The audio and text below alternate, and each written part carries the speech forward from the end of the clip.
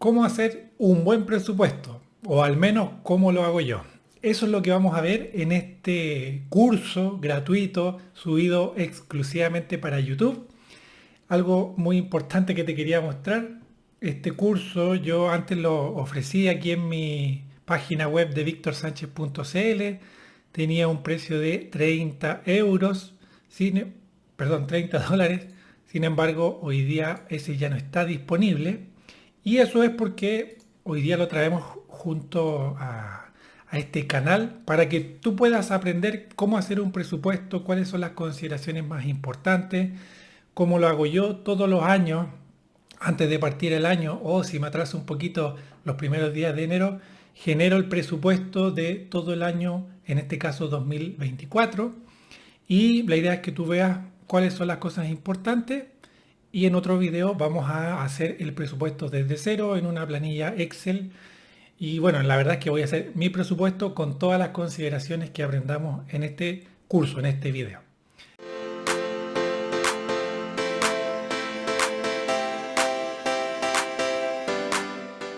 Así que vamos con una presentación que tengo preparada. Curso Mi Presupuesto 2024. ¿Qué es lo que vamos a ver en este curso? Principalmente, ¿qué es un presupuesto? ¿Cómo elaborarlo? ¿Cuáles son las características del ahorro y por qué deberíamos pagarnos a nosotros primero? ¿Cómo administrar los gastos y cómo pagar algunas deudas? Vamos a elaborar juntos nuestro presupuesto y vas a conocer también algo muy importante a tener en consideración, cómo es el estado de situación financiera personal. ¿Por qué existe este curso? Principalmente porque nadie nos enseñó cómo administrar el dinero, porque aprender a construir a un presupuesto es el primer paso que deberíamos tomar para tomar el control de nuestras finanzas, de nuestro dinero. Incluso si ya estás invirtiendo, incluso si eres libre financieramente, con mayor razón debes tener tu presupuesto bien controlado para no gastar de más, para que te alcance, para que no tengas apremio. Además, porque no necesitas más dinero, sino que lo que necesitamos es aprender a administrar lo que ya tenemos. Y una forma de administrar eso es a través de este presupuesto. Porque además con lo aprendido podrás tomar mejores decisiones financieras y porque estos fueron los pasos que personalmente yo junto a mi esposa tomamos para poder lograr algunos resultados importantes. Una muy breve introducción si es que estás recién llegando a este canal. Primero que todo te cuento que yo no vengo de cuna de oro. De hecho, cuando era estudiante me tocó dormir en un colchón, hacer magia en los semáforos, literalmente para poder comer. Estuve sin trabajo por casi 7 meses después de que entré a mi vida laboral. Estuve 3 años trabajando, me despidieron, estuve 7 meses y ahí me di cuenta de algo que no había concientizado y era que todo mi estilo de vida se sustentaba en una sola fuente de ingreso que era mi empleo y que la verdad era muy riesgoso y ahí fue cuando empecé a preocuparme un poco más de este tema de la finanza. Además me tocó vivir el proceso de jubilación de mi madre, también de mi suegra, solo para confirmar algo que la verdad todos sabemos y es que la jubilación no alcanza para nada. Así que junto a mi señora esposa decidimos encargarnos de nuestro futuro financiero y empezamos a prepararnos. Primero que todo leyendo muchos libros, escuchando audiolibros, comenzamos a asistir a cursos, charlas, talleres, seminarios sobre inversión, tanto presenciales como online. Esto mucho antes de la pandemia. Esta foto es de un seminario junto a Tony Robbins el año 2019. Antes la educación financiera no era tan masiva como ahora, afortunadamente ya lo es. Y bueno, tomamos la decisión de empezar a invertir, pero lo más importante es que no nos quedamos solo con la teoría, sino que también tomamos acción. Partimos invirtiendo en bienes raíces, hicimos crecer nuestro patrimonio de esa manera. Luego, como muchos sabrán en este canal, nos pasamos a las acciones dividenderas y es la estrategia que hoy día seguimos.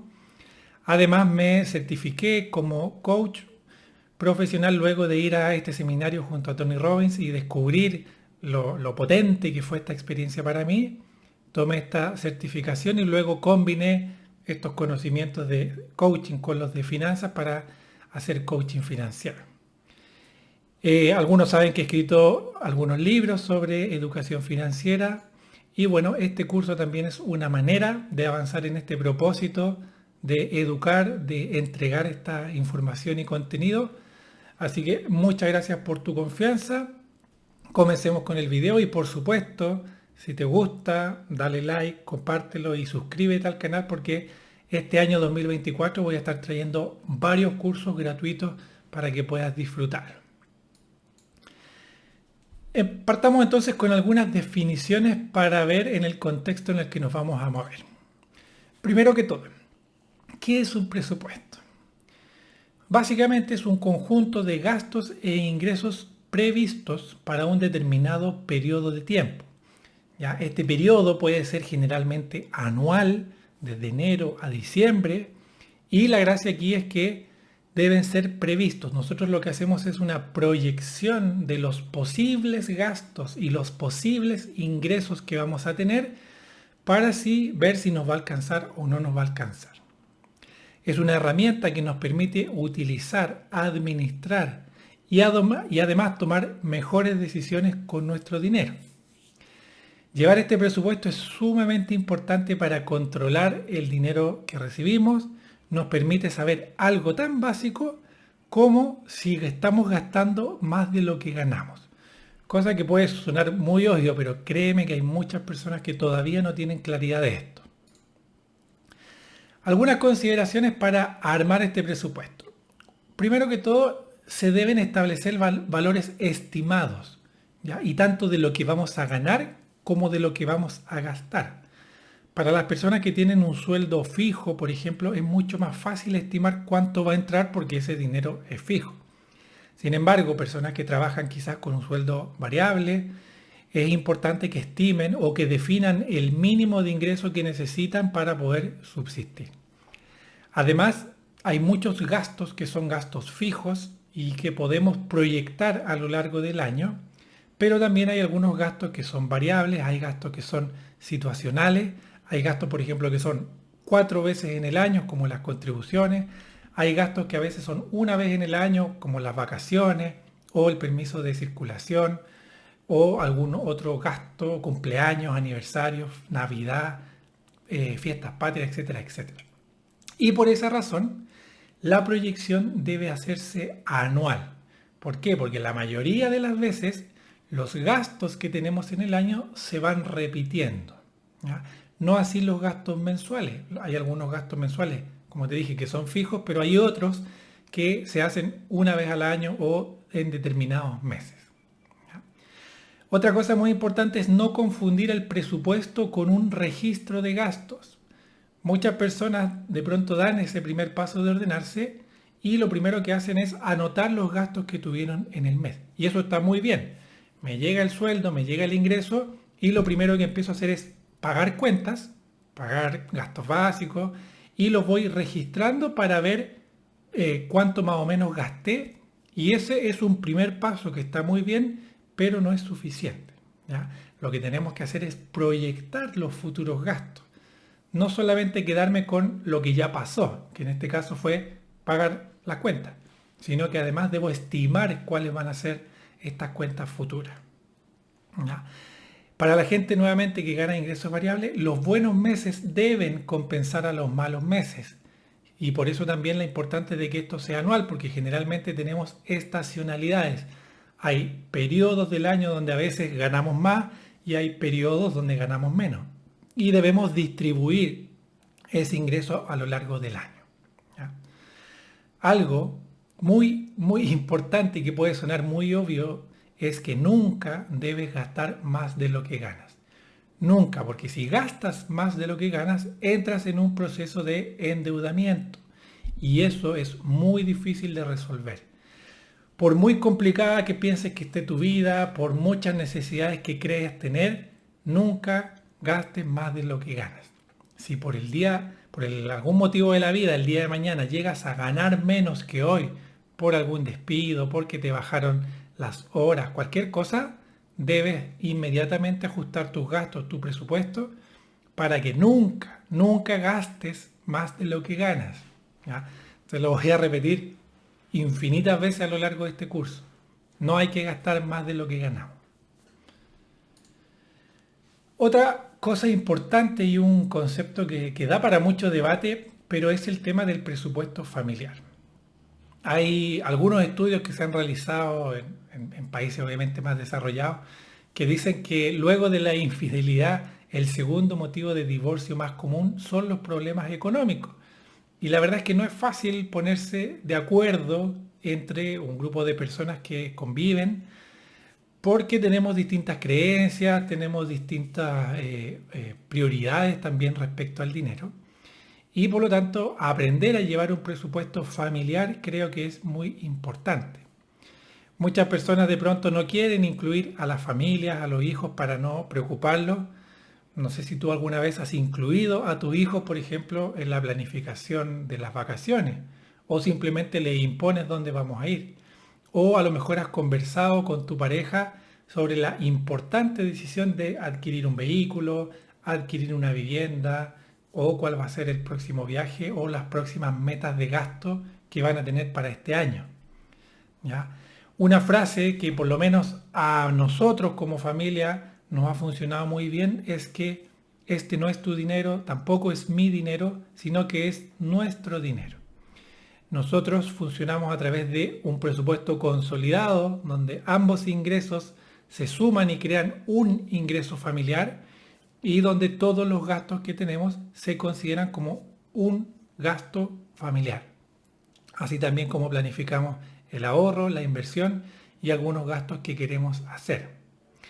Y te voy a contar una pequeña historia sobre unas vacaciones que tuvimos. Esto es septiembre, ya ni me acuerdo del año, debe haber sido 2015 por ahí, donde, bueno, junto a mi actual esposa, y te lo voy a comentar así, fuimos a Saltos del Laja, al sur de Chile, y era la primera vez que viajábamos juntos. En ese entonces mi señora ganaba 3 veces más que yo, vivía con sus padres, podía permitirse esto sin ningún problema. Sin embargo, mi realidad era muy distinta. ¿Qué fue lo que hicimos durante este viaje? Quizás algo que te va a parecer muy lógico, y era que a lo largo del trayecto fuimos, o yo personalmente fui, registrando y anotando todos los gastos que íbamos haciendo. Benzina, alimentación, peaje, la estadía también, y cualquier gasto que tuviésemos lo fuimos registrando.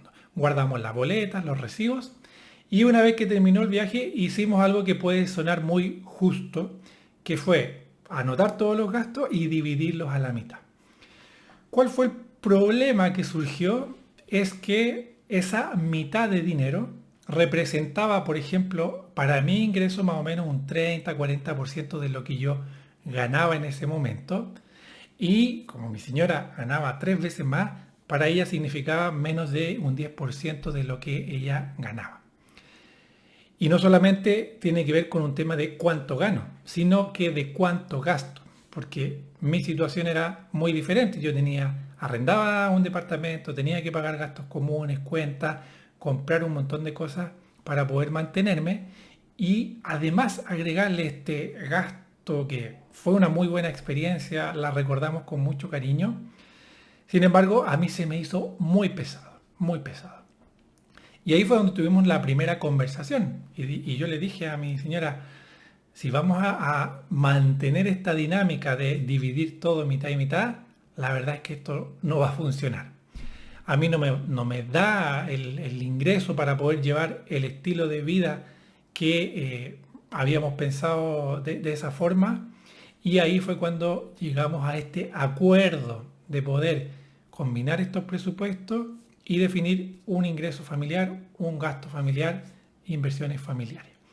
La vida a lo largo de los años nos ha puesto en distintas circunstancias, tanto de salud como laborales, familiares también, y afortunadamente creo que esta decisión que nosotros tomamos en ese año 2015, si mal no recuerdo, afortunadamente nos ha mantenido en esta etapa de constante crecimiento, así que Te cuento esta experiencia para que sepas que no has estado exento de debate, de problemas, de algunas discusiones.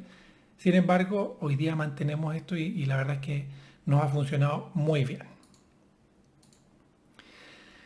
Entonces, pasemos con la estructura básica de este presupuesto que al menos yo utilizo y tiene que ver con estas 5 categorías básicas. Primero que todo, los ingresos, el dinero que entra, los ahorros, el dinero que vas a guardar para el futuro, y fíjate que los ahorros vienen antes que los gastos. Luego vienen los gastos, todo lo que necesitamos para poder subsistir, alimentación, vivienda, vehículo, etcétera, etcétera, etcétera. Luego tenemos una parte donde están las deudas y finalmente un apartado para inversiones. Partamos con lo primero y lo esencial y con lo que se sostiene cualquier estilo de vida, que son los ingresos. Los ingresos es toda aquella entrada de dinero que recibimos, ¿ya? El ingreso más común que tenemos suele ser el sueldo o el salario. Sin embargo, no es la única fuente de ingreso que tenemos, sino que existen algunas otras y esto se puede explicar muy bien con el famoso cuadrante del flujo del dinero que popularizó mucho Robert Kiyosaki en su momento. Del lado izquierdo del cuadrante tenemos a los empleados y autoempleados. Los empleados son personas que trabajan para alguien más, para alguna empresa, y los cuales reciben un sueldo generalmente mensual o quincenal por las actividades que desarrollan. La gracia que tiene esto es que no importa si tú trabajas más o menos, si quizás logras o no ciertos objetivos, tú recibes el sueldo el mismo todos los meses y eso te permite planificarte de una forma bastante cómoda. Por otro lado tenemos a los autoempleados o gente que trabaja para sí mismo, pueden ser emprendedores, pueden ser honorarios, como le quieras llamar. Esta gente, la gracia que tiene es que si trabaja más horas, generalmente suele ganar más, puede definir su propia tarifa, cuál es su valor hora y en base a eso tener una estimación de ingresos. Lo malo es que hay un sueldo que generalmente suele ser irregular, pueden haber meses donde se gana más, meses donde se gana menos y eso genera una cierta inestabilidad en el ingreso, pero no tiene este techo de cristal en lo que te permite ganar lo que tú quieras o lo que tú puedas. La gran característica de este cuadrante, de este lado izquierdo del cuadrante, es que tienes que intercambiar tu tiempo. Por otro lado, tenemos al lado derecho del cuadrante, que son los dueños de negocio y los inversionistas, quienes, los dueños de negocio, por supuesto, generan un negocio, crean un sistema, trabajan un par de años y después hay muchos roles que se delegan, tienen empleados, tienen estructura, gente que trabajan con dinero de otras personas incluso, y gracias a eso generan un beneficio. Pueden retirar utilidades de ese negocio o bien pueden fijarse algún sueldo por algún cargo administrativo, directivo, como lo prefieran, y eso les genera un ingreso que no necesariamente requiere que estén físicamente o presencialmente en el negocio, sino que pueden gestionarlo desde afuera o incluso dejarlo 100% pasivo. Y en el caso de los inversionistas también tenemos estas personas que compran algún negocio, algún tipo de inversión, después vamos a ver más adelante cuáles son estas inversiones y pueden obtener un ingreso pasivo sin la necesidad de trabajar o intercambiar en este caso tiempo por dinero. Como te digo, el cuadrante E de los empleados es el más común, probablemente sea tu caso y básicamente lo que te quiero mostrar con esto es que existen otras formas de generar ingresos. Cuando nosotros en nuestro presupuesto anotamos estos ingresos, tenemos que anotar cada uno de estos.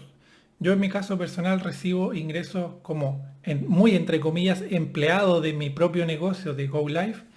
GoLife me tiene contratado a mí, me paga un sueldo, el cual es fijo, y además tengo otros tipos de ingresos más individuales. Y en el caso de los inversionistas también. Tenemos estos ingresos pasivos, ya sea por la renta inmobiliaria o también por los dividendos. Entonces, todo esto lo tenemos que registrar cuando hagamos nuestra cuenta de ingresos. Pasemos al segundo punto, que es el ahorro, que viene antes de los gastos, y esto es muy, muy importante. El ahorro se define como la parte del ingreso que no se gasta y se reserva para necesidades futuras. Estas necesidades pueden ser necesidades placenteras, como por ejemplo vacaciones, o contingencias, imprevistos, algún despido, algún accidente, cualquier cosa de ese estilo. El ahorro siempre se planifica a futuro. Por lo tanto, es importante que tengas este ahorro considerado en tu presupuesto. ¿Ya? Algunos de los motivos más comunes por los cuales la gente ahorra: para comprar cosas, por ejemplo, ahorro para Navidad, para cumpleaños, para comprar un vehículo, lo que sea. Puedes ahorrar para pagar tus deudas. Reúno el dinero hasta juntar un monto considerable para ir eliminando esas deudas o ir reduciéndolas. Puedo ahorrar para las vacaciones, las cuales la mayoría de las veces son una vez al año. Yo defino cuánto voy a gastar y lo empiezo a ahorrar desde ya. Puedo ahorrar para comprar una vivienda. En Chile generalmente se pide un 20% de pie o de entrada. Tengo que guardar para los costos operacionales, para poder amoblarla, para poder equiparla, etcétera, etcétera. También podría remodelar para algún tipo de ampliación o remodelación, para comprar algún vehículo o remodelarlo también. Podemos ahorrar quizás para casarnos, lo cual no es tan económico. También podemos ahorrar para algunas enfermedades o temas de salud, para alguna operación, alguna cirugía, algún procedimiento, o también para una mejor jubilación. Ahorro que yo estoy destinando hoy día para que mi jubilación sea mucho mejor que de la que me van a entregar. Y también puedo ahorrar para poder invertir. Puedo destinar dinero para eventualmente hacer algún tipo de inversión, cualquiera que tú elijas. ¿Cuáles son las características del ahorro? Y las cuales están muy ligadas con las características de la definición de metas. ¿Por qué? Porque los ahorros en sí sirven para cumplir metas que te hayas propuesto.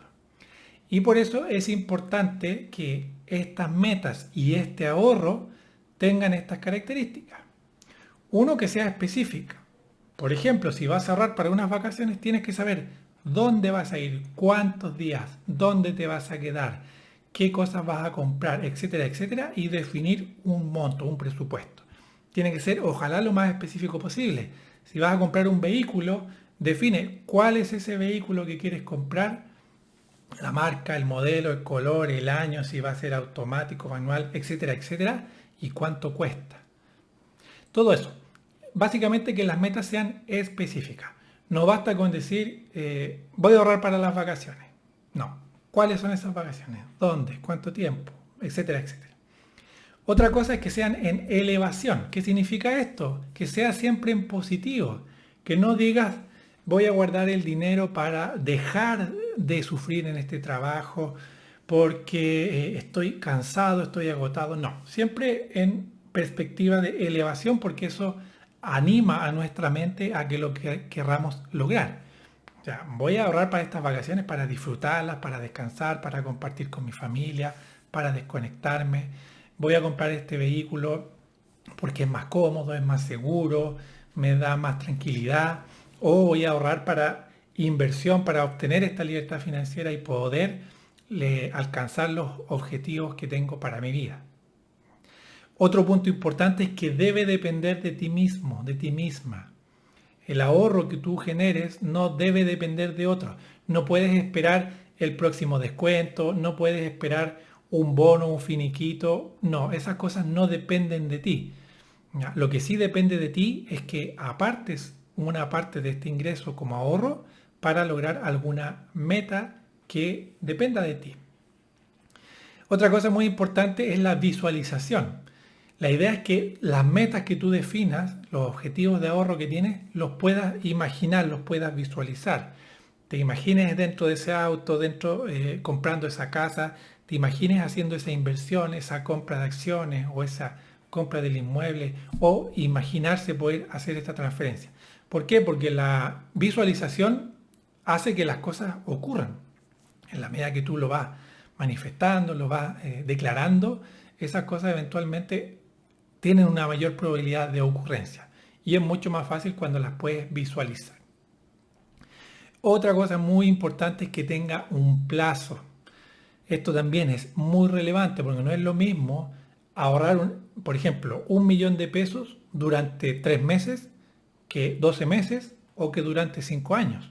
Por supuesto que la carga que te vas a poner va a ser muy distinta.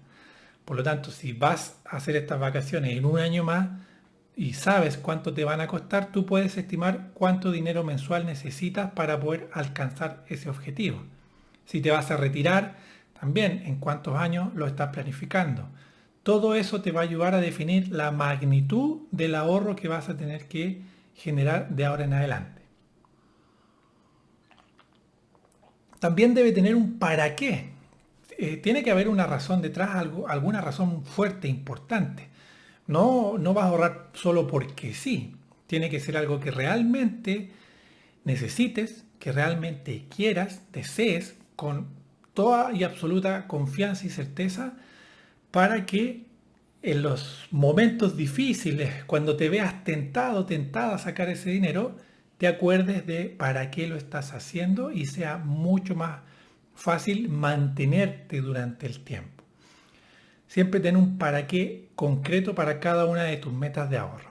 Y finalmente, debes aprender a priorizar estas metas. Por supuesto que nos gustaría lograr todas las metas y ojalá todas hoy día. Pero la verdad es que los recursos son limitados y las necesidades son infinitas. Así que establece cuáles son tus prioridades. Primero que todo, por ejemplo, voy a ahorrar para pagar mis deudas. Una vez que haga eso, voy a ahorrar para salir de vacaciones. Luego voy a ahorrar para poder invertir una cierta cantidad de dinero en una cierta cantidad de tiempo y así sucesivamente. Anda dándole prioridades a tu ahorro y obviamente siempre primero lo más urgente y luego ya empezamos a cumplir objetivos. Después de todo tenemos mucho tiempo para hacer esto. Entonces, aquí tenemos 7 características de las metas que puedes aplicar perfectamente a las metas de ahorro. Otro concepto muy importante es la diferencia entre simplemente ahorrar versus pagarse a sí mismos primero. Cuando pagan, por ejemplo, cuando te pagan tu sueldo, ¿qué es lo primero que haces? Le entregas tu dinero a todo el mundo. A todo el mundo.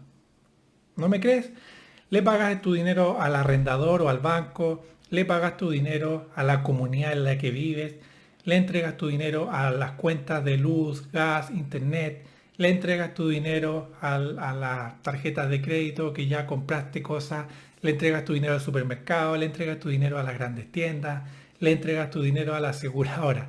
Les estás entregando todo el dinero que te costó generar a lo largo de un mes, un año, a múltiples entidades y personas. Entonces, la pregunta final es, ¿cuánto dinero queda realmente para ti? Ahorrar es lo primero que deberías hacer. No cometas el grave error de intentar ahorrar lo que queda al final, porque la verdad es que nunca queda, siempre aparece algo más entretenido en que gastar el dinero, en una salida a comer, en algún vestuario, cualquier cosa. La idea es que logres pagarte a ti mismo primero y por eso el ítem de ahorro en el presupuesto va antes que los gastos. Lo primero que tú deberías hacer apenas te llega el sueldo es apartar un dinero para ti, para lograr tus objetivos, tus metas del futuro. Independiente cuánto sea, eso es lo importante. Se ahorra inmediatamente y luego vivimos con lo que queda. De esta manera aprovechamos y le sacamos el jugo a la famosa ley de Parkinson, que dice que ajustamos nuestros gastos en función siempre a lo que tenemos. Entonces, una recomendación puede ser que si ganas, por ejemplo, $1.000, $1.000.000 y decides voluntariamente ahorrar el 10% de tu ingreso, retiras esos 100.000 o $100 y luego te quedan 900 para vivir. La pregunta es, ¿te alcanza con los 900? Créeme que si solamente tienes 900 y nada más, vas a ajustar tu estilo de vida para que eso te alcance.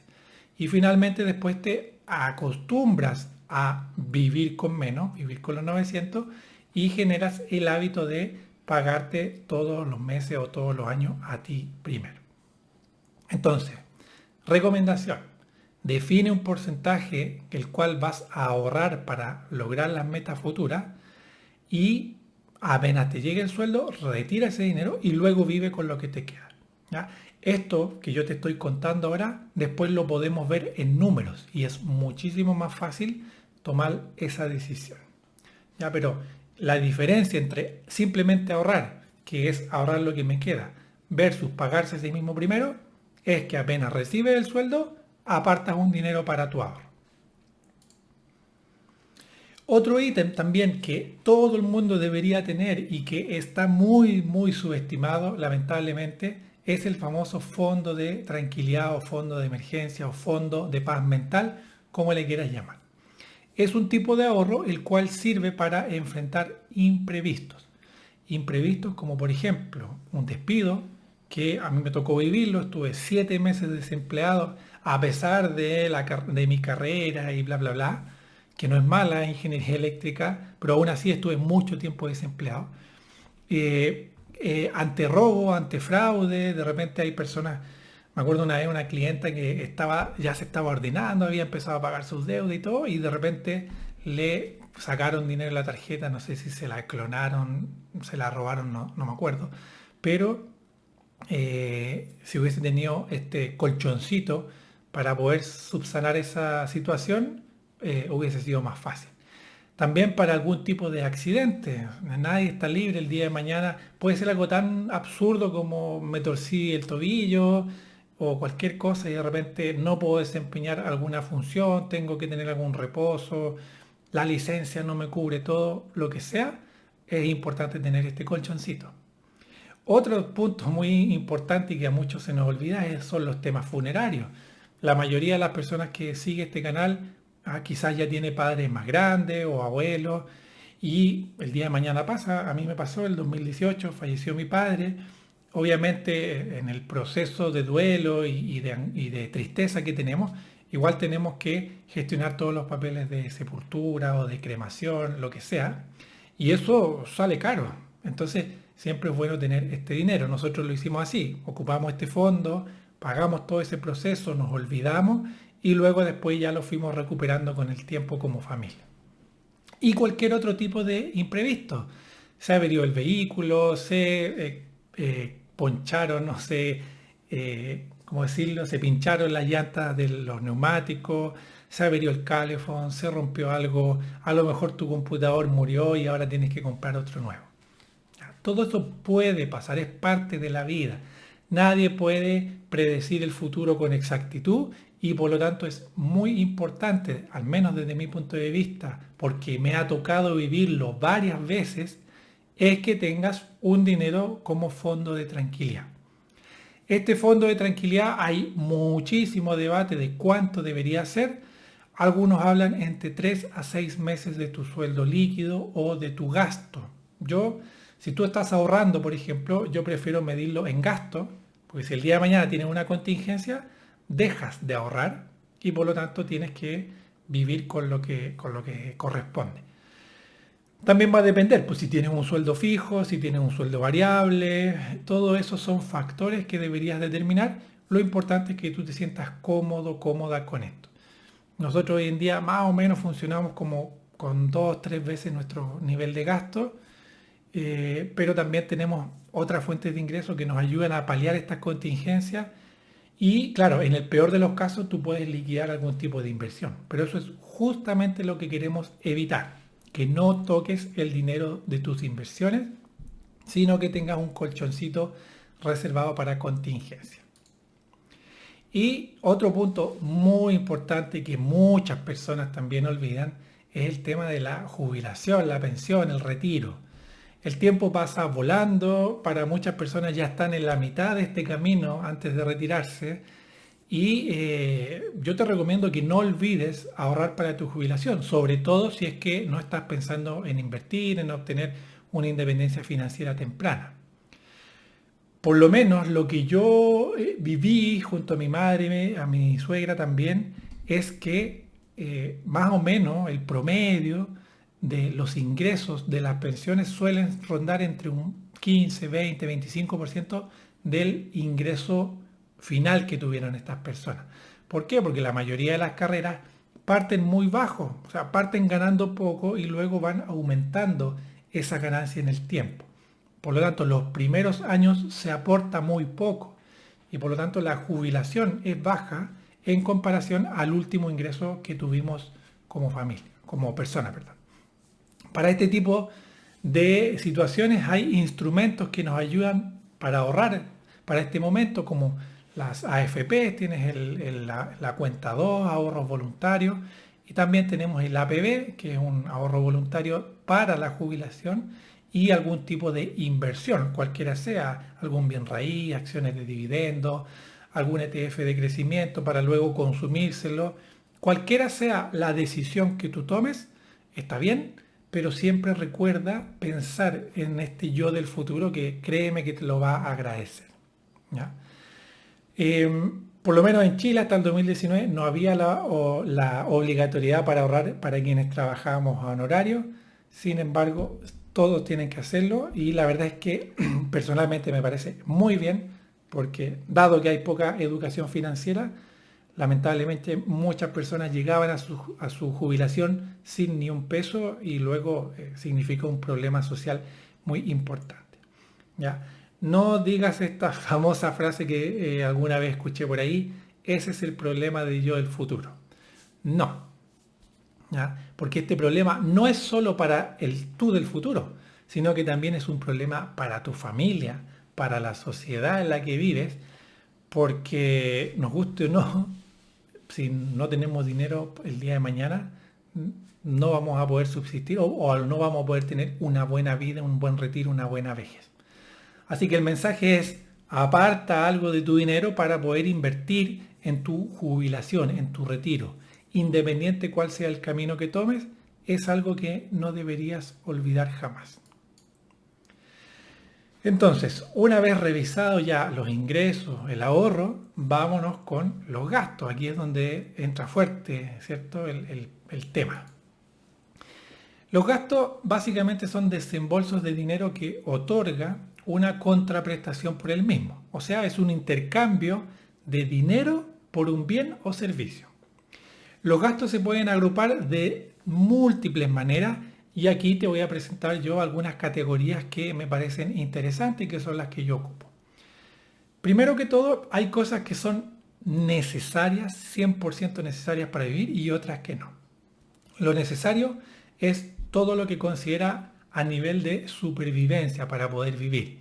Y dentro de esto está la vivienda, el alimento, la vestimenta, cierto tipo de medicamentos en caso de que los necesites y en general todo lo que necesitas exclusivamente para vivir o sobrevivir, supervivencia. Y por otro lado tenemos otros gastos que son prescindibles, que son cosas como por ejemplo un automóvil, porque si tienes la opción de locomoción pública no es necesario. Aquí puede ser muy cuestionable si necesitas realmente internet o no, porque hoy día estamos en un mundo hiperconectado donde muchas veces necesitamos de esto para poder trabajar. Pero, por ejemplo, ropas de marca, relojes, joyas, incluso vacaciones. Yo te cuento que en el año 2003 no hicimos este gran viaje como solemos hacer. Y fíjate que no me morí. Como muchos dicen que yo me muero un año sin vacacionar. Bueno, no pasó. Al final de año viajamos un par de días al sur, pero fue nada comparado con otro tipo de vacaciones. Así que, bueno, esa es una categoría y que es muy importante tener en cuenta. Pero aquí te muestro otro tipo de categorías que es el que yo utilizo en mi presupuesto. Separarlo por grandes volúmenes de gasto. Y estas categorías, una es, por ejemplo, la vivienda. La vivienda, el techo, el cual habitamos, es indispensable para poder vivir. Y dentro de esto tenemos muchos gastos asociados Y aquí la gracia es que tú identifiques cuáles aplican para ti y cuáles no. Por ejemplo, si estás arrendando o pagando un dividendo. Los seguros que tienes que pagar, o si es que ya están incluidos en el dividendo, no los incluye.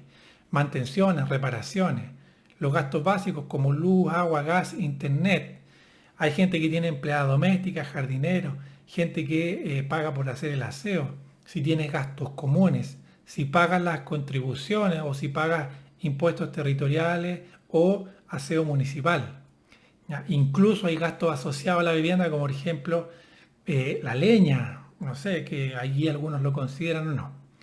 Bueno, todo esto lo puedes agrupar en una categoría que se llama vivienda. Tenemos otros gastos, como por ejemplo los gastos de vehículo, ya sea si lo pagaste, lo estás pagando en cuotas, tienes que ponerle benzina, petróleo, energía, hay que pagar seguro, peaje, estacionamiento, mantenciones, permiso de circulación, revisión técnica, etcétera, etcétera. Un fin de gastos asociados al vehículo, limpieza, ahora hay que ponerle las patentes, hay un montón de gastos asociados al vehículo. Si tú te mueves en transporte público, por supuesto que todo esto se reduce a cargar la VIP o dejar un monto para ello. Para la gente independiente, tiene que pagar su plan de salud, sus cotizaciones, asistencia social, seguros, tiene que guardar plata para impuestos, etcétera, etcétera. También tenemos gastos de consumo, los cuales puedes subdividir, por ejemplo, en alimentos, desayuno, almuerzo, once, dependiendo de si comes afuera o no. Compras del supermercado, las puedes ir haciendo semanal, mensual. Otro tipo de gastos, por ejemplo, en salud, en cuerpo, inscripción a un gimnasio, clases de yoga o a lo mejor masaje, artículos de cuidado personal, gastos en farmacia, medicamentos, gastos en salud. Otro tipo de gastos, por ejemplo, asociados a los hijos, las mensualidades, eh, vestimenta, qué sé yo, un montón de cosas. Estudio, todo lo que tiene que ver con desarrollo personal, algún diplomado, magíster, curso online, alguna suscripción a libros, a audiolibros, suscripciones múltiples también tenemos, que Netflix, que Spotify, que YouTube Premium, que iCloud, que diario, no sé, hay tantas suscripciones, videojuegos, todo eso tú deberías ir viendo obviamente cuáles son tus gastos y agruparlos en distintas categorías. ¿Ya? También tenemos ropa, calzado, accesorios y un sinfín de gastos que aquí podemos estar mucho tiempo dependiendo de la realidad de cada uno.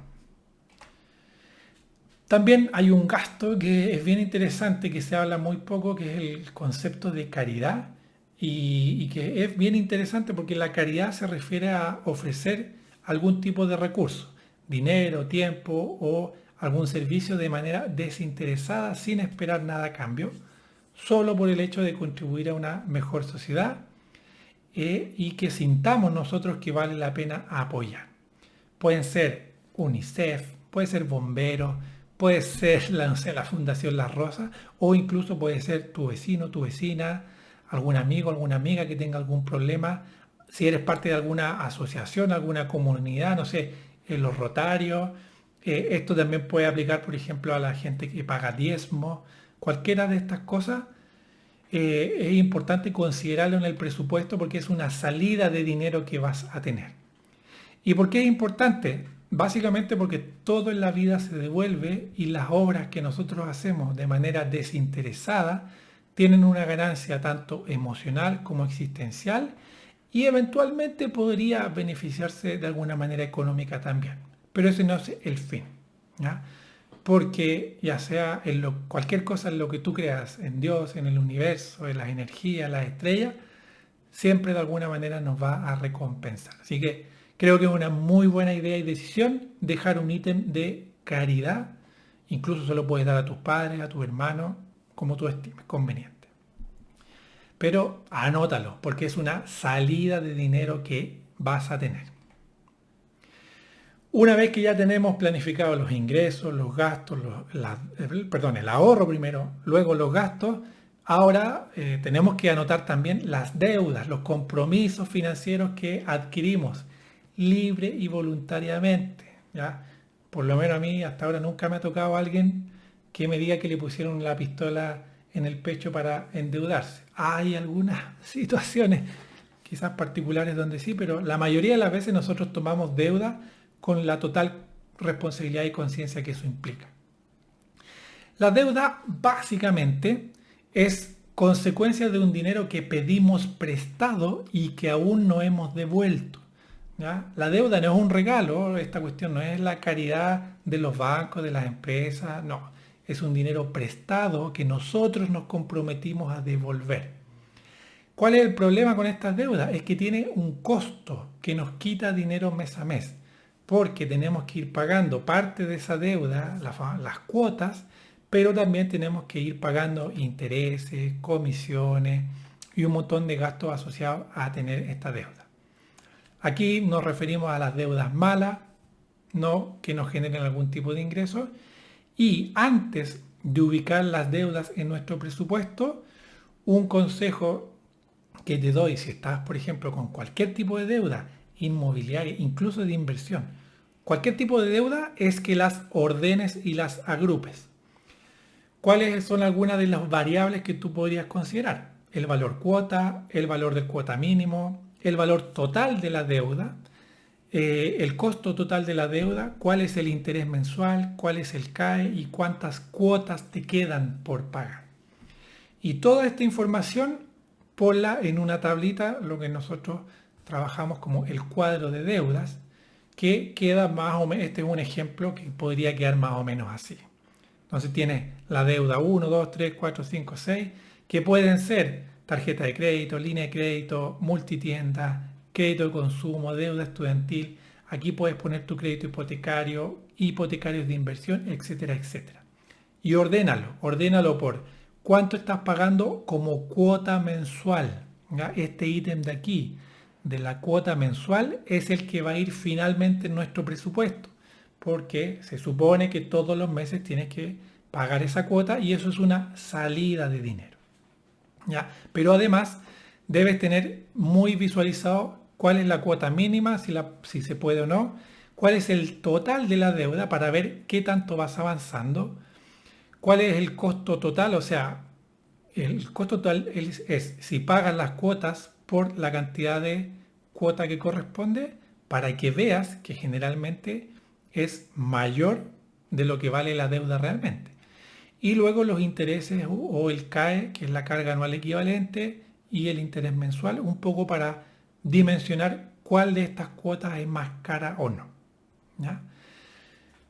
Aquí podríamos hacer una clase completa sobre pago de deudas. Existen muchas técnicas, está la bola de nieve, la venta de activos, método avalancha. Hay un montón de técnicas que tú puedes usar para pagar las deudas. Sin embargo, para este curso de presupuesto, lo que a nosotros nos importa mucho es el valor cuota mensual, ya que proyectes estas cuotas que tienes que ir pagando.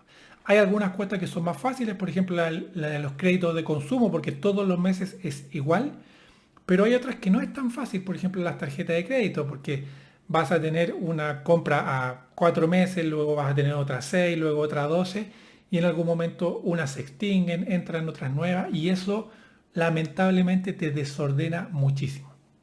Y por eso, uno de los grandes consejos y recomendaciones que te puedo hacer sin temor es que pagues tus deudas. Pagues tus deudas. Incluso antes de invertir, paga tus deudas. ¿Ya? La mayoría de las veces, el interés que vas a estar pagando por estas deudas va a ser mayor de lo que puedas rentabilizar. La mayoría de las veces. Hay gente que es caperuza, que ocupa la deuda, que se endeuda para ganar más dinero de lo que le está costando y después la misma inversión paga su deuda. Pero la mayoría de las personas no. Así que, si me preguntan a mí, una muy buena inversión y una muy buena forma de utilizar el dinero es pagando las deudas. Luego que tenemos anotadas todas las deudas, empezamos a preocuparnos de la inversión. La inversión, por definición, es la acción de invertir una cantidad de dinero, tiempo, dinero en alguna cosa. ¿Ya? Dinero, tiempo y dinero se puede traducir también en recursos. Por lo tanto, el invertir es emplear algún recurso en algún proyecto o negocio para conseguir ganancias. Esto también es muy importante. La inversión lo que busca es generar una ganancia. Y hay distintos tipos de ganancias. Tienes ganancias de plusvalía por capital, ganancia de flujo, que es algo un poco más recurrente. Incluso hay algún tipo de inversiones que son ganancias no monetarias, por ejemplo, invertir en salud, invertir en relaciones, etcétera, etcétera. Entonces, básicamente cuando uno está invirtiendo, estás destinando recursos para conseguir algún tipo de ganancia. Obviamente en este mundo de las finanzas personales nos enfocamos mucho más en la ganancia monetaria. ¿En qué comenzar a invertir? Esta es la típica pregunta que siempre nos hacen y la verdad es que requiere, depende de varios factores, porque no existe una respuesta única correcta. Va a depender del riesgo que quieras asumir, porque toda inversión conlleva riesgo, toda, absolutamente toda. La edad, el tiempo que tienes para recuperarte ante una eventual pérdida o qué tan cerca estás de algún hito importante en tu vida. Los objetivos que tienes, las inversiones siempre deberían acercarte a algún objetivo en particular. No inviertas porque sí, ¿ya? Lo mismo que hablábamos de las metas. El conocimiento que tengas es una variable súper importante. La inversión no es una apuesta. Debes tener conocimiento técnico necesario para entender y saber en lo que te estás metiendo. La responsabilidad también. ¿Qué tan involucrado quieres estar? ¿Cuáles son tus responsabilidades? ¿Tienes padres? ¿Tienes hijos? ¿Tienes gente que depende de ti? O a lo mejor estás solo, sola y por lo tanto puedes correr otro tipo de riesgo, otro tipo de decisiones. El capital, muy importante. ¿Cuánto capital necesitas invertir o cuánto capital tienes disponible para invertir? ¿Y qué tan dispuesto estás a perderlo o perderla? ¿Sí? Muchas veces pasa que la gente que tiene poco capital está dispuesto a arriesgar más porque está recién empezando. Estamos en una fase de crecimiento patrimonial. Pero hay gente que ya tiene un patrimonio más o menos importante y ya no está dispuesto a correr tanto riesgo. Ahora lo que busca es mantenerlo, conservarlo. Y esas son decisiones súper válidas y todas son correctas. ¿De qué depende? Del momento en el cual tú estés. ¿Ya? Así que para invertir, reconoce todas estas variables y ahí luego toma la decisión. Ahora, si me preguntas a mí, siempre hay inversiones que van a ser buenas, siempre desde mi punto de vista. Y la mejor de esas es invertir en ti mismo, en ti misma. ¿Cómo lo puedes hacer? Recuerda que invertir es destinar recursos. Y ese puede ser tiempo, por ejemplo, viendo este curso, viendo canales de YouTube afín, leyendo libros, yendo a charlas, congresos, talleres de desarrollo personal o de cualquier otra actividad que sea interesante para ti. ¿Ya? Eso va a ser una inversión que va a tener buenos beneficios indudablemente. En bienestar, en tu mentalidad, en emociones, en tu autoestima, puedes invertir dinero en mejorar tu imagen, en mejorar la comunicación, cómo te expresas, en mejorar tu mentalidad respecto, por ejemplo, también al dinero, en gestionar tus emociones, en terapia. Eso, por supuesto, que es una muy buena inversión. Entonces, si puedes invertir en bienestar, adelante. Autoconocimiento también. Invierte en aprender de ti, en hacer una introspección, en definir tus propósitos, cuáles son tus motivaciones, en definir tus objetivos. Todo eso indudablemente también es muy conveniente. En conocimiento técnico, cualquier tipo de formación, programa, taller, cursos, libros, este mismo curso, alguna mentoría, todo eso también es una muy buena inversión. En juntarte con comunidades, ya sea por ejemplo de inversionistas o algún mastermind, cualquier cosa, también muy buena inversión. Y una de las más importantes, la salud, la inversión en salud, te va a generar muchos beneficios tanto presentes como futuros, te va a ayudar a ahorrar dinero, te va a ayudar a prevenir enfermedades, a tener accidentes, haz deporte si quieres, aprende a respirar, practica el cardio, haz pesas, etcétera, etcétera, etcétera. La salud siempre también va a ser una muy buena inversión. Y nos quedamos con esta secuencia que es muy conocida del libro Los secretos de la mente millonaria, que dice: los pensamientos generan sentimientos, los sentimientos generan acciones y las acciones generan resultados. Tú puedes invertir en cualquiera de estos puntos, en tus pensamientos, en tus sentimientos, en las acciones que tomas, y también puedes intervenir en los resultados que vas a obtener. Así que aquí hay una serie de inversiones que siempre van a traer muy buenos retornos, no necesariamente económicos, pero sí para la vida. Ahora sí, vámonos a lo que todos quieren saber, un poco algunos instrumentos de inversión. Partimos desde lo más seguro, como puede ser un depósito a plazo, que dependiendo del ciclo económico en el que estemos, puede ser una buena opción. Los fondos mutuos, que generalmente se suelen asociar a cosas más costosas, pero aquí también tenemos, por ejemplo, a los ETFs, que son carteras ya estructuradas, que son bastante convenientes y han demostrado a lo largo del tiempo ser más rentables. Tenemos a los índices, el famoso SP500, y dentro de eso tenemos el IPSA, tenemos el IBEX y hay un montón de otros índices. Tenemos el ahorro previsional voluntario, el APB, que si tú estás pensando en tu jubilación, la verdad es que creo que no hay mejor forma de ahorrar para la jubilación que a través del APB. Tenemos los beneficios tanto del régimen A como del régimen B. Tienes la cuenta 2 también que puedes ir aportando. Tienes la inversión en acciones, ya sea en acciones de crecimiento o en acciones de dividendos, como a mí me gusta invertir.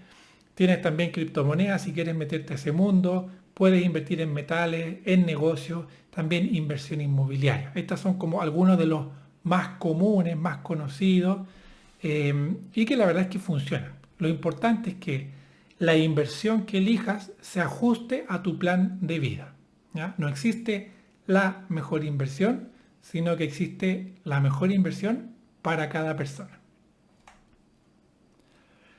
Entonces, ahora que ya hemos revisado algunos fundamentos del presupuesto, lo que deberíamos hacer es ver cómo elaboramos esta planilla. Y esto lo voy a dejar para un próximo video para que este no quede tan largo. Y de todas maneras me gustaría saber en los comentarios, por favor, si quieres que suba realmente la elaboración del presupuesto. Nos va a tomar quizá un par de horas. Y también para saber que llegaste aquí, ya casi una hora de curso. Si llegaste hasta aquí, muchas gracias. Espero que el contenido te esté sirviendo. Por favor, no te olvides de dejar tu buen like, de suscribirte si recién descubriste este canal y déjame en los comentarios si quieres que elaboremos este presupuesto. Ahora, vamos con el estado de situación financiera personal, el cual es una herramienta muy importante que no está directamente ligado al presupuesto, pero sí son herramientas complementarias y quise traerlo acá porque es un instrumento que a mí me ha ayudado muchísimo a tomar decisiones y del cual se habla muy poco. El presupuesto, para los que saben algo del mundo de acciones, es básicamente el estado de resultados. O sea, tenemos los ingresos, todos los gastos y finalmente eso se traduce en una utilidad. El estado de situación financiera personal viene siendo el equivalente al balance, ¿ya? O al estado de situación financiera de las empresas, que básicamente se compone de activo, pasivo, patrimonio. Entonces, ¿qué es un estado de situación financiera? Es una herramienta que te da una perspectiva actual, una foto de tu situación financiera respecto al flujo de efectivo y tu patrimonio. Es un concepto que nace de las organizaciones, ¿cierto? Ya que corresponden a informes para mostrar la estructura económica de la empresa, como les dije anteriormente, el famoso balance. ¿Para qué sirve el estado de situación financiera personal? Su finalidad es entregar información necesaria para tomar decisiones correctas. Decisiones como: ¿es necesario restringir mis gastos? ¿Es necesario eliminar o puedo agregar algún tipo de deuda? A lo mejor es necesario vender algún tipo de bien, de activo para reducir mi carga económica, para ver si estoy generando el suficiente ingreso, ¿ya? Se recomienda hacerlo mínimo una vez al año, pero tú lo puedes hacer semestralmente, trimestralmente o incluso todos los meses. Si logras hacerlo todos los meses, maravilloso. Quizás no va a cambiar mucho entre un mes y otro, pero si logras generar ese hábito, espectacular. Yo al menos lo reviso cada 3 meses, 6 meses o cuando necesito tomar alguna decisión y como mínimo una vez al año, eso sí, 100% seguro. ¿Cuáles son los componentes? Por un lado vamos a tener los ingresos que pueden ser salarios, horas extras, trabajos ocasionales, bonos, rentas, ganancias, devoluciones de préstamos, regalos, herencias, todos los ingresos que se te ocurran.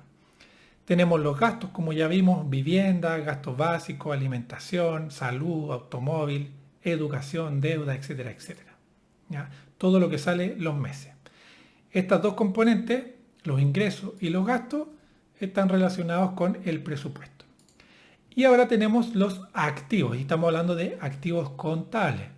Por ejemplo, el dinero en efectivo que tengas, el dinero en tu cuenta bancaria, en algún depósito a plazo, a las inversiones que puedas tener, las propiedades, ya sea la casa propia en la que estás viviendo o propiedades de inversión, acciones que puedas tener, vehículo también es un activo contable, algún derecho a cobro, por ejemplo, si tú le prestaste dinero a alguien, ese es un activo, una cuenta por cobrar que se le conoce, algún ahorro, etcétera. Todo esto va en la parte de activos. Los activos es todo lo que es tuyo, ¿ya?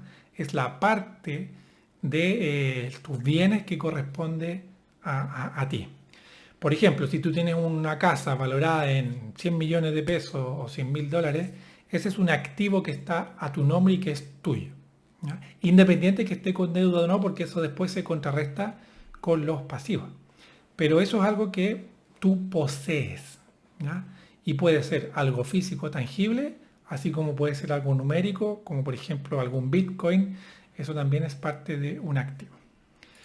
Por otro lado tenemos los pasivos, y los pasivos es todo lo que tú debes, todos los compromisos que tienes con alguien más, o alguna entidad, lo que sea, un préstamo.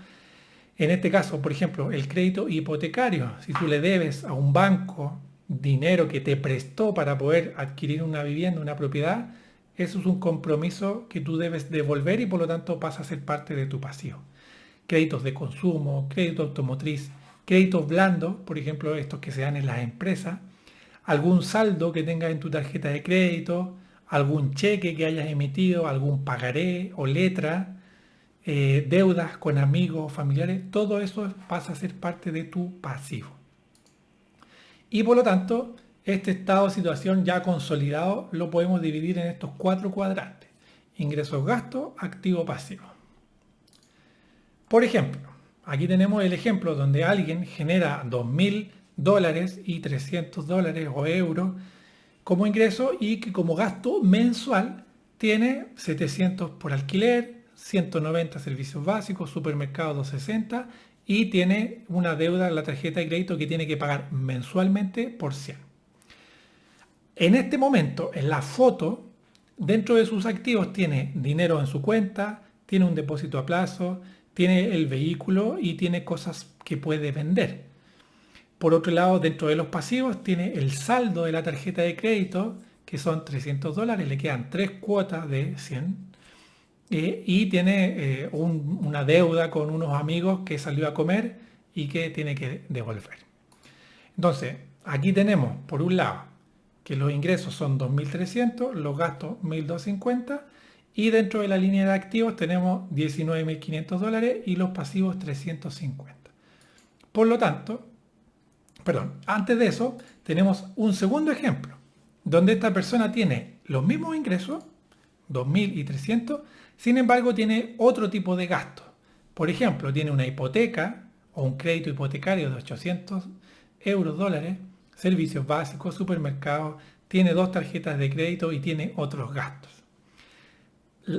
Por otro lado, en su cuenta de activos tiene 600, pero tiene un departamento valorizado por valor de tasación o valor comercial de 125.000 dólares, un automóvil de 6.500 Sin embargo, tiene una deuda hipotecaria de $115.000, las tarjetas de crédito por 10.500, el saldo de tarjeta por 3.770 y además le debe a su hermana $530.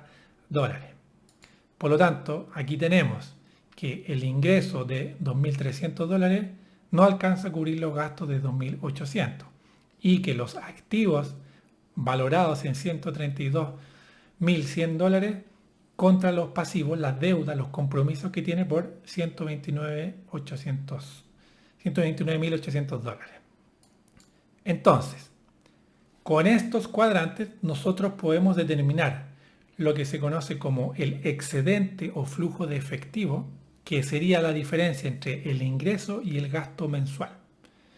Y por otro lado, la diferencia entre el activo y el pasivo se conoce como el patrimonio. ¿Ya? En los ejemplos anteriormente, en el ejemplo 1, la persona ganaba $2.300 y gastaba $1.250, por lo tanto tiene un excedente o un flujo de efectivo positivo de $1.050.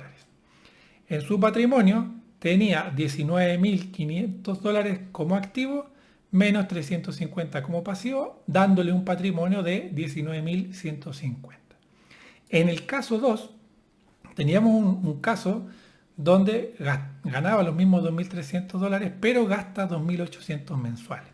Por lo tanto, tiene un flujo de efectivo negativo de menos $500 y los activos por $132.100 versus los pasivos de $129.800 le da como un patrimonio de $2.300.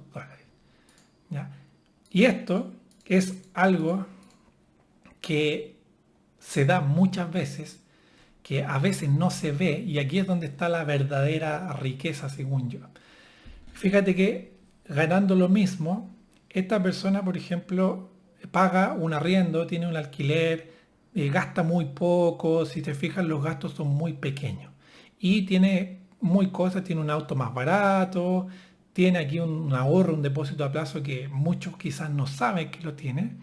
Sin embargo, el ejemplo número 2 tiene aquí una casa propia con una valorización, pero tiene una deuda gigante, tiene deudas en tarjetas de crédito, gasta más de lo que gana y por lo tanto, haciendo las cuentas, la persona o el ejemplo número 1 está en una mejor situación financiera que la persona 2, independiente de cómo se vean, ¿ya? Y esto es importantísimo. Por eso, el llevar un buen estado de situación financiera es importante para no dejarnos engañar por las apariencias y para ver también que muchas veces, por lo menos los que estamos ordenados en esto, estamos mucho mejor de lo que pensábamos, ¿ya? Y aquí hay una pregunta importante para que la respondas ahí en tu mente. ¿Qué es más importante? ¿El excedente o flujo de efectivo o el patrimonio? ¿Qué es más importante? ¿Tener este excedente o tener más patrimonio? ¿O no tener este excedente y quizás tener menos patrimonio? La respuesta es mucho más simple de lo que crees. Y es que el flujo de efectivo es la causa y el patrimonio es el efecto. ¿Ya? ¿Por qué? Porque si tú logras generar ahorros, o sea, un excedente todos los meses, tu patrimonio va a ir creciendo inevitablemente. ¿Por qué? Porque dentro de los activos están los ahorros. Con esos activos, con esos ahorros puedes comprar otro tipo de activos, acciones, inmuebles, etcétera, etcétera. El problema de tener un flujo de efectivo negativo es que te vas a tener que comer tu patrimonio, ¿ya? Cuando no te alcanza el dinero para pagar tus cuentas, lamentablemente quizás el día de mañana vas a tener que vender algún activo, vas a tener que sacar este dinero, vas a tener que vender ese automóvil, eventualmente quizás vas a tener que vender ese departamento para poder pagar tu estilo de vida, tu costo de vida y ojalá tratar de pagar todas estas deudas que tienes. Entonces, muy importante, concéntrate aquí en el excedente o flujo de efectivo. Y eso se traduce en tener tu patrimonio, perdón, tu presupuesto muy bien controlado. En la medida que tengas un buen presupuesto, que tus ingresos sean superiores a tus ahorros y gastos e inversiones, tu patrimonio va a ir creciendo. Si tienes una situación donde estás gastando más de lo que ganas, te vas a ir comiendo tu patrimonio, y si mantienes esa dinámica por mucho tiempo, te vas a quedar sin nada y no te va a alcanzar para vivir. Por favor, no llegues a eso. Siempre un excedente, anda construyendo tu patrimonio mediante la adquisición de activos, que pueden ser ahorros, inversiones, lo que tú estimes. Pero el excedente o flujo de efectivo es más importante que el patrimonio en un inicio. Aquí te cuento una experiencia personal. Nosotros este año 2023-2024 estuvimos en campaña de vender varios departamentos, 4 en particular. Y claro, en nuestro Excel, en nuestro estado de situación financiera, nuestro patrimonio es bastante importante. Sin embargo, durante algunos meses estuvimos con el agua hasta el cuello. ¿Por qué? Porque teníamos 3 departamentos vacíos donde había que pagar dividendos, gastos comunes, cuentas básicas y un montón de cosas que nos estaban comiendo nuestro flujo de efectivo. E independiente que teníamos este gran patrimonio, si no lográbamos subsanar esa situación, íbamos a tener que endeudarnos y eventualmente la venta de estos departamentos iban a irse a pagar deudas y no a invertir. Finalmente lo que decidimos fue cortar la hemorragia, arrendar estos departamentos para que el patrimonio se mantuviese o creciese lentamente, pero no seguir desgastando este flujo de efectivo. Son cosas que pasan, son decisiones que uno toma, y la verdad es que es la decisión más lógica, racional en este momento. Y bueno, todo esto nosotros lo podemos ver muy bien en este estado de situación financiera. Entonces, algunos ejercicios. Luego de recopilar la información de un mes con tu registro de gastos, comienza a elaborar un estado de situación financiera para este mes. ¿Cuánto es lo que estimas que vas a ingresar? ¿Cuánto es lo que estimas que vas a gastar? Mientras tanto, anda reuniendo la información sobre tus activos y tus pasivos. Es lo mismo que te piden los bancos, por ejemplo, cuando te dan un crédito, que es todo lo que tienes: propiedades, dinero ahorrado, cuenta 2, cuenta vista, APB, todo lo que tengas a tu nombre, que sea tuyo, que sea convertible en dinero, incluso cosas que puedes llegar a vender. Hay gente que lo lleva al detalle, tiene valorizada una televisión, un computador, etcétera, etcétera.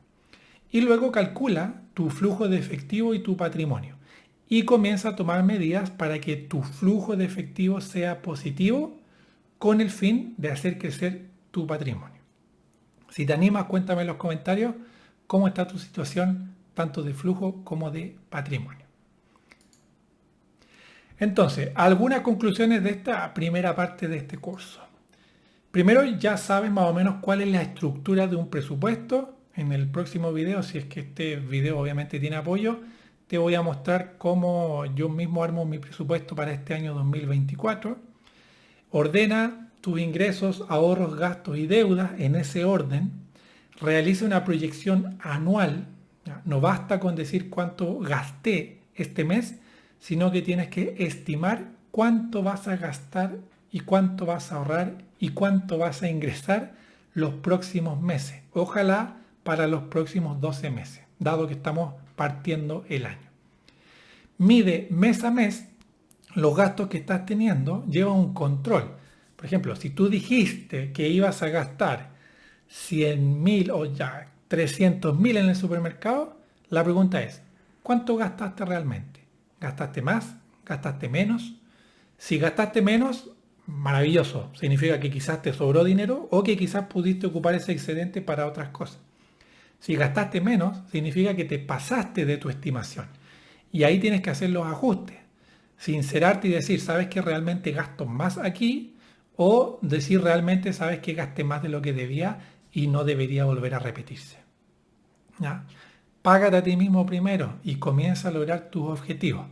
Pero lo más importante, no te vayas de este video y no dejes de hacer nada. Comienza, ahora ya. Comienza. Así que con todo esto ya puedes empezar a elaborar tu presupuesto. Yo lo voy a hacer muy pronto y te lo voy a compartir. Y nada más por ahora, agradecerte por tu atención. Recuerda suscribirte, darle like, compartir este video para que las personas también aprendan a hacer su presupuesto. Y déjame en los comentarios si quieres que suba la segunda parte ya donde yo voy a hacer mi propio presupuesto en Excel o si bien con esta información ya tienes suficiente para hacer tu propio presupuesto. Espero que te haya servido. Nos vemos. Cuídate.